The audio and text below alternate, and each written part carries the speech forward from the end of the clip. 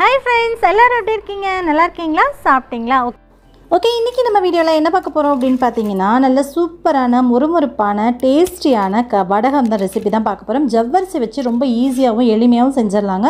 இது வந்து சாம்பார் சாதம், ரசம் சாதம், புளிக்குழம்பு இது மாதிரி எந்த சாதத்துக்கு சைட் டிஷ்ஷா எடுத்துக்கிட்டாலும் அவ்வளோ டேஸ்ட் சூப்பரா இருக்கும். நல்ல முறுமுறுப்பாவும் இருக்கும். வாங்க இது ரொம்ப ஈஸியா சிம்பிளா எப்படி செய்யறதுன்னு பார்க்கலாம். இது நம்ம செய்யறதுக்கு வெயில் தேவையே இல்லை. வெயில் இருக்கனால நான் வெயில்ல வச்சேன். இல்ல அப்படினா நீங்க தாராளமா ஃபேன் கடியிலே வச்சு எடுத்துக்கலாம். ஓகே, எப்படி செய்யறதுன்னு பார்க்கலாம். இப்போ பாத்தீங்க ஒரு சின்ன டம்ளர் தான் நான் எடுத்துர்க்கேன். ரொம்ப குட்டி டம்ளர். அதில் வந்து ஒரு டம்ளர் அளவுக்கு இந்த மாவு ஜவ்வரிசின்னு சொல்லுவோம் இல்லையா, அதுதான் சேர்க்கணும். இந்த ரெசிபிக்கு அது சேர்த்தோன்னா தான் நல்லாவும் இருக்கும். இது மாதிரி சேர்த்துட்டு இதை வந்துட்டு லைட்டாக ஒரு தடவை மட்டும் கழுவிட்டு தண்ணி ஊற்றி ஊற வச்சுக்க போகிறோம். இது பொறுத்த வரைக்கும் ரொம்ப நேரம் ஊறணும் அப்படின்றது இல்லை. அதிகபட்சமாக ஒரு 2 மணி நேரம் வரைக்கும் ஊற வச்சோம் அப்படின்னா, 1 மணி நேரமே போதுமானது. ஒரு 2 மணி நேரம் ஊற வச்சோம் அப்படின்னா நல்லாவே நமக்கு ஊறி வந்துடும்.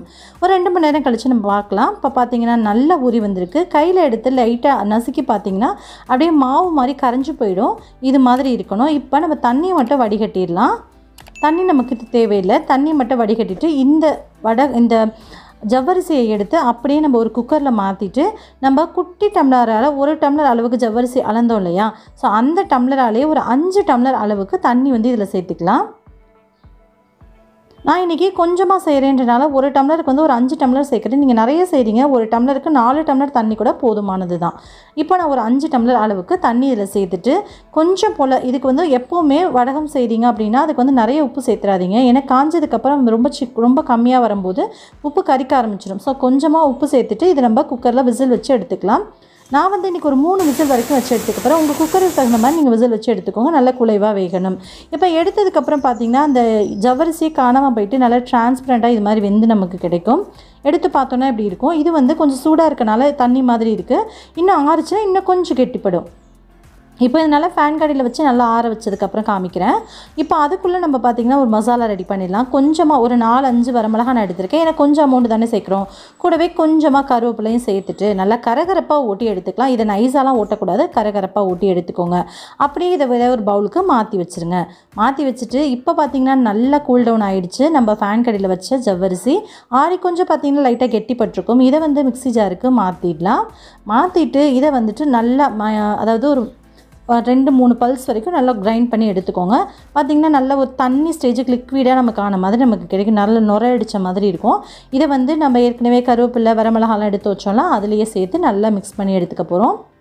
அந்த கருவேப்பிலை வரமிளகாய் எல்லாமே இந்த ஜவ்வரிசியோடு நல்லா கலந்து வர மாதிரி கலந்து விட்டுக்கோங்க.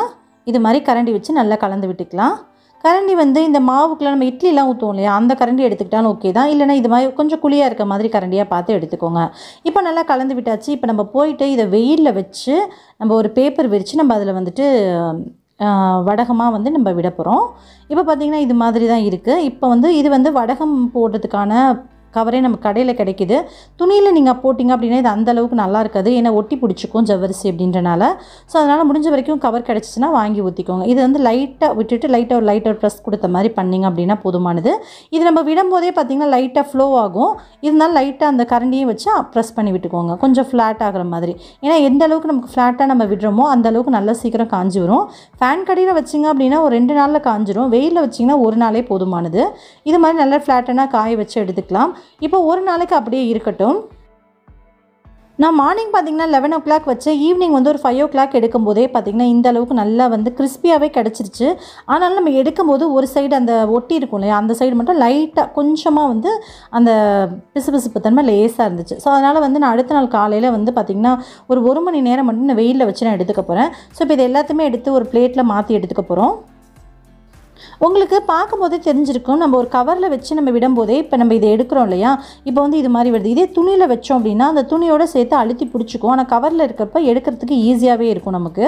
பாருங்கள், பார்க்குறதுக்கு ரொம்ப அழகாக இருக்குல்ல. இதுக்காக தான் வந்து அந்த மிளகாய், காஞ்ச மிளகாவும் கருவேப்பிலையும் சேர்த்தும் பார்க்குறதுக்கு ரொம்ப அழகாக இருக்கும் அப்படின்னு சொல்லிட்டு. உங்களுக்கு ஒரு வேளை அது வேண்டாம் அப்படின்னா நீங்கள் அப்படியே விட்டுட்டிங்கன்னா நல்லா ஒரு டிரான்ஸ்பரண்ட்டாக பார்க்குறதுக்கு இன்னும் நல்லா கண்ணாடி மாதிரி இருக்கும். ஸோ அவ்வளோதான். இப்போ வந்து நம்ம வந்து ஒரு அடுத்த நாள் காலையில் பார்த்திங்கன்னா ஒரு 11 மணிலேருந்து 12 மணி வரைக்கும் ஒரு 1 மணி நேரத்துக்கு நான் வெயிலில் வச்சேன். நல்லா கிறிஸ்பியாக கையில் உடஞ்சி வர வரைக்கும் நல்லா காஞ்சி வந்திருக்கு. இப்போ நம்ம எண்ணெயில் பொரிச்சிட வேண்டியதான். நம்மளோட ஜவ்வரிசி வடகம் வந்து ரெடி ஆயாச்சு. இப்போ நம்ம எண்ணெயில் பொரிக்க வேண்டியதான் பேலன்ஸ். இப்போ பார்த்திங்கன்னா எண்ணெயில் பொரித்து காமிக்கிறேன். உங்களுக்கு எப்படி இருக்குன்னு நீங்கள் பாருங்கள். அவ்வளோதான். எண்ணெய் வந்து நல்லா சூடாக இருக்க மாதிரி பார்த்துக்கோங்க. லேசான சூட்டில் நீங்கள் போட்டிங்கன்னா அது வந்து பொரியவே பொரியாது கடைசி வரைக்குமே. அதனால் நல்ல எண்ணெய் சூடாக இருக்க மாதிரி பார்த்துக்கோங்க. நல்ல எண்ணெய் சூடாக இருந்துச்சுன்னா தான் இந்த அளவுக்கு போட்டு டக்குன்னு பொரியும். நல்ல எண்ணெய் காஞ்சதுக்கப்புறமா அடுப்பை ஸ்லோ ஃப்ளேமில் வச்சுட்டு அதுக்கப்புறமா போடுங்க, இல்லைன்னா கரிஞ்ச மாதிரி ஆகிடும். ஸோ அதனால தான் சொல்கிறேன். ஸோ இப்போ வந்து வடகம் வந்து ஒரு 4-5 வடகம் நான் பொரிச்சு உங்களுக்கு காமிக்கிறேன் எப்படி இருக்குன்னு நீங்கள் பாருங்கள். பார்க்கவே ரொம்ப சூப்பராகவும் இருக்குது. அதே மாதிரி டேஸ்ட் வந்து அவ்வளோ அட்டகாசமாக இருந்துச்சு. எனக்கு ரொம்ப ரொம்ப ரொம்ப பிடிச்சிருந்துச்சு. ஸோ இது பார்த்திங்கன்னா இதில் உள்ள அந்த காஞ்ச மிளகாய் அந்த கருவேப்பிலையோட ஃப்ளேவர் வந்து நமக்கு அப்படியே கிடைக்குது. ரொம்ப சூப்பராக இருக்குது. ஒருவேளை உங்களுக்கு பச்சை மிளகாய் வேணும் அப்படின்னாலும் நீங்கள் தாராளமாக போட்டுக்கலாம். பட் எனக்கு இந்த ஃப்ளேவர் ரொம்ப பிடிச்சிருந்துச்சு. நம்ம வேணுங்கிற ஃப்ளேவர் கூட இதில் ஆட் பண்ணிக்கலாம். வெங்காயம், பூண்டு அது மாதிரி வந்து வேணுங்கிற ஃப்ளேவர் கூட நம்ம ஆட் பண்ணி இதில் செஞ்சுக்கலாம். ஓகே, உங்களுக்கு இந்த வீடியோ ரொம்ப ரொம்ப பிடிச்சிருக்கும் அப்படின்னு நினைக்கிறேன். கண்டிப்பாக நீங்களும் இதே மாதிரி செஞ்சு பாருங்கள். ரொம்பவே டேஸ்ட்டாகவும் கிறிஸ்பியாகவும் இருக்கும். எல்லா சாதத்துக்குமே செஞ்சு நம்ம சைடிஷாக வச்சுக்கலாம். வெயில் காலம் இருக்கும்போதே செஞ்சுட்டோம்னா ரொம்ப ஈஸியாகவும் சீக்கிரமாகவும் காஞ்சிரும். நம்ம ஃபேன் கடையில் வைக்கும்போது கொஞ்சம் டைம் ஆகும். அவ்வளோதான்.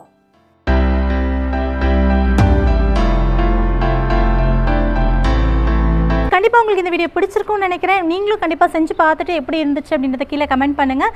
இவ்வளோ நேரம் பொறுமையாக பார்த்தவங்க அனைவருக்கும் ரொம்ப ரொம்ப நன்றி. உங்களை இன்னொரு இன்ட்ரெஸ்டிங்கான கான்செப்டில் மறுபடியும் சந்திக்கிறேன். நன்றி, வணக்கம், தேங்க்யூ, பாய்.